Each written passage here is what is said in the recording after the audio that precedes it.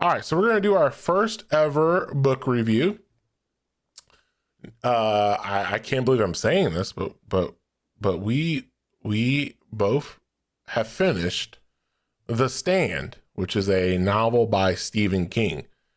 And I'll give you a backstory. Kayleezy started reading this book on her own. She loves Stephen King and was reading. And I said to myself one day, you know what? I think I want to give Stephen King a try. I've never read a Stephen King book in my entire life. I don't know about Stephen King besides the movies I've seen, some good, some bad, but I don't know anything about his writing. And I said, you know what, Kayleezy? I think I'm going to read the book you're reading for my very first book. And I bought the book, and I didn't realize at the time that this book, The Stand, on audio is 47 hours and 17 minutes. Isn't that amazing? Isn't that amazing? So for my first ever Stephen King book experience, a novel experience, it was a 47-hour book. You went all out. Let's see how many pages the book is. The uncut edition, which we did read, Kayleezy read it, I listened to it. The uncut version, which is 14, it's 1,152 pages in hardcover. When the original was, he had to cut it short. The publisher said, hey, stop writing so much. The original was smaller, which was 1,400 pages, but it was smaller print, smaller books. So this is a 1,100 page book, which is insano, 100% insano. Kayleezy read that with her eyeballs, which is amazing. I just listened to it and was able to retain quite a bit of the 47 hours. So let me explain what The Stand is, and then Kayleezy, since you read it with your eyeballs, we want to hear your thoughts on the book, okay? Okay. So The Stand is I'm just reading this verbatim, an epic post-apocalyptic novel about a super flu that wipes out 99% of the world's population, forcing this virus to choose between two opposing leaders, the benevolent Mother Abigail and the malevolent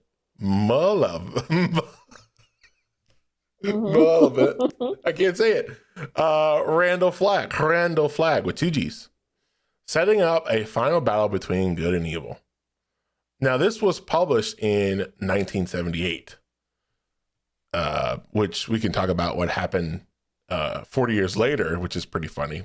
But that is the synopsis of the book. I actually didn't even know the synopsis of the book when I started reading it. I think I texted you while I was reading, like, holy cow, this is basically COVID.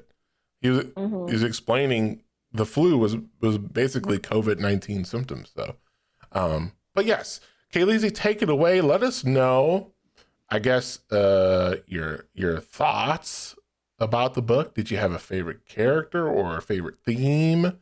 Because people say this is like one of his best books. Well, I feel like I'm early on in my discovery of Stephen King books, so I don't have a ton to compare this one to. But I would say I very much liked it. I was intimidated to read it for a really long time because it's such a big book. I tried to actually do an audiobook of it years ago, and I could not keep straight who any of the characters were and what their names were because there are so many characters. So I'm very impressed at how much you were able to retain and follow listening to the book. I couldn't keep track of anything.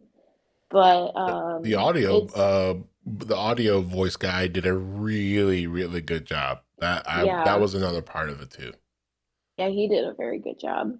I don't know if that's the same one that I listened to because I don't really remember his voice, but yeah, he did a really good job. It's very slow.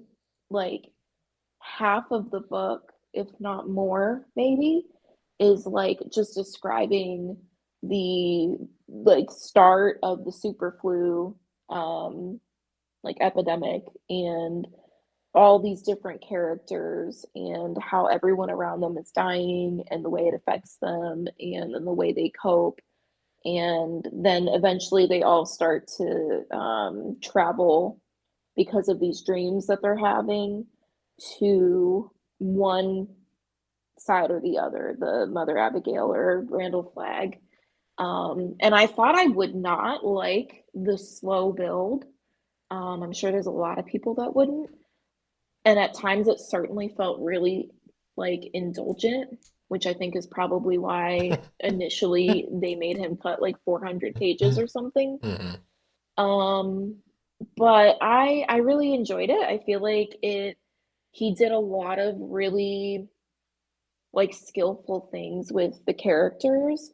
There were like it was just incredible that you would at least I would start out reading about certain characters convinced I absolutely hate them. They're awful. They're terrible people. And he like makes very dynamic characters, like not just this person's evil because there needs to be an evil person, but like it's believable, they're realistic. But then he has like this uh great ability to change the way you see them and actually like have really good character development, some for the better, some for the worse. Like there were characters that I was like, I don't want to read this chapter because I don't care to read about them. I hate them that much. And Jeez. then I loved them by the end of it.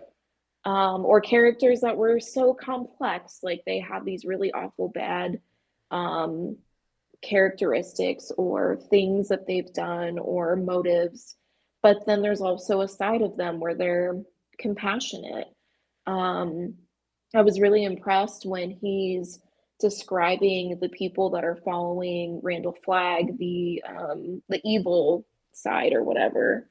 You would expect them to be all just horrible, debauched, completely selfish, like terrible, awful people. But they were like so similar to this group of good people that were following Mother Abigail. Like they had a society that worked. They all like supported each other. They cared for each other. They like pulled their own weight and like saw purpose and significance in like contributing to their community. It was just very interesting how it was done. I will say I feel like I was hoping and expecting it to be more horror focused, and it really wasn't a whole lot of that. There were some scenes that were, horror, supernatural focused.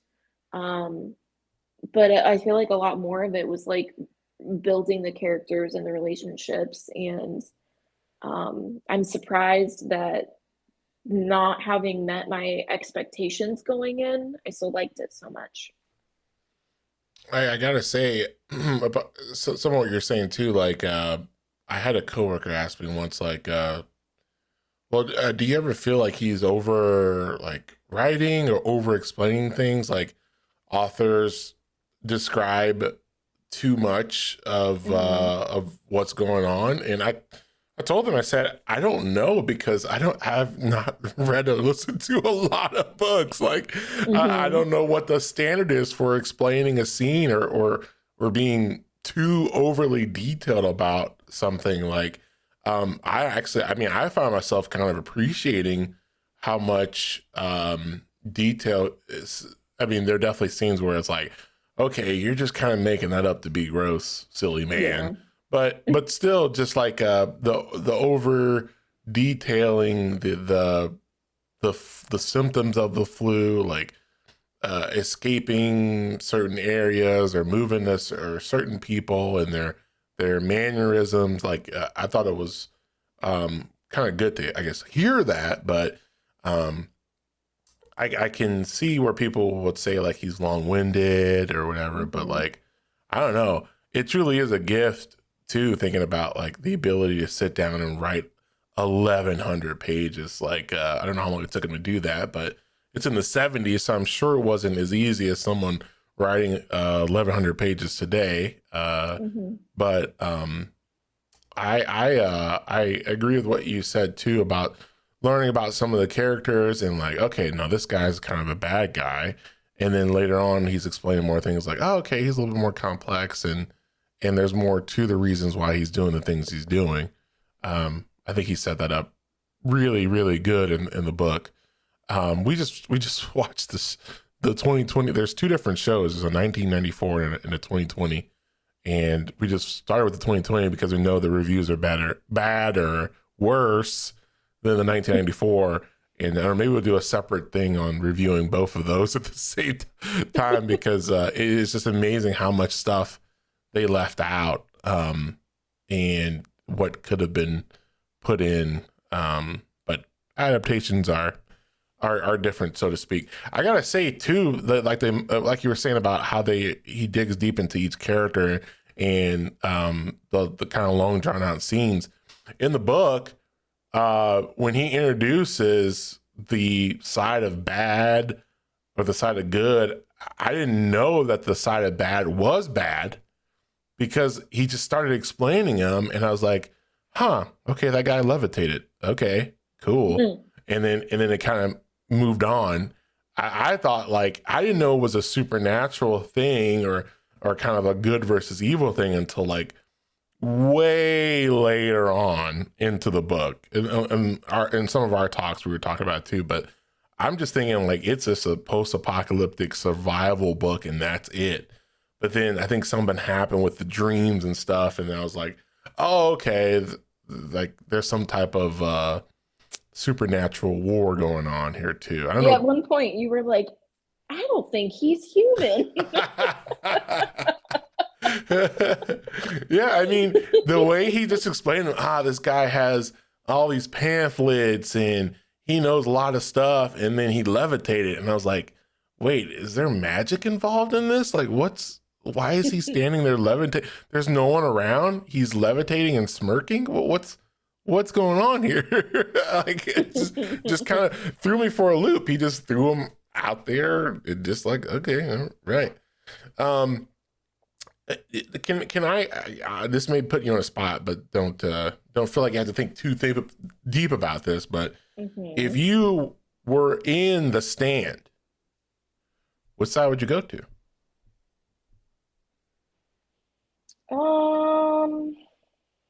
I feel like I would go to Mother Abigail's side. I mean, I'm not cut out for people being crucified in the street. Isn't that amazing? But I don't know, like it's amazing how so many of the people that followed Randall Flagg, like they weren't all just horrible, evil, awful people. They were like everyday people. Granted, he like attracted a lot of the people that you know, society and laws and whatever like kind of kept them in check, and now that it's the end of the world, it's their time and they can do what they want. But I don't know. Yeah, it makes you think. Like a lot of people went with him because they were afraid. So it's like I don't know. It's hard to say. Like in that situation, would you be so afraid that you would follow him, hoping that you would have safety and obedience, or would you be so afraid that you would like withdraw and follow Mother Abigail? But she was in Nebraska. Nebraska. In the corn. You know where I'd go? Where? There's 1,000 pretty women waiting out there, and they're all living devil may care, and I'm just a devil with love to spare. So viva Las Vegas! That's where I go. Yeah, I think Mother because Abigail's bluesy gospel songs, I think that would draw me in the Elvis corn. Elvis told me there's blackjack and poker and a roulette wheel, a fortune won and lost on every deal. All you need's a strong heart, the nerve of steel. Viva Las Vegas. That's why I'd go to Vegas. Hmm. That's why I would go to Vegas. Hmm. I think that I'm interested to see what the 1994 version is, but I think this book Hmm. is so big. I think it's too big for adaptation. It's a, Yeah. it's like so. I mean, I know they did it with the Harry Potters and it worked out well, but there's 7 movies or Well, 7. even with those, there was so much they couldn't fit in. That's true. That's true. So many characters just fell really flat Yeah, because you didn't have the time to develop all of the like little it's too interactions much. here and there throughout 7 books that Yeah. made them who they were. There's also the problem of too, like people don't have the patience um to watch something that boring, you know? Yeah. Like I love listening to it because I'm like thinking about it. I'm kind of envisioning certain things and this is what I would do. And oh, they're gonna go do this or why are they so dumb? But like to put that in a people want action and movement and you Hmm. only have a certain amount of episodes and stuff. So what would you rate this book? So I know you said you haven't read a lot of Stephen King books, but you've read a lot of books in your lifetime. What would you, I guess, if we were to give this a score out of, let's just keep it basic, 0 to 10, you can even do 0.5, 0.75, or whatever. Where would you put this book on the rating scale? Um, I don't know, maybe 9.5. 9.5. I feel like I'm not great at rating things. You asked me to rate Spider-Man Homecoming or whatever, and I gave it like 10 or something. And then a week later, I was like, why did I do Why did you do that? I that? mean, to be fair, this is his, people say this is one of his best books.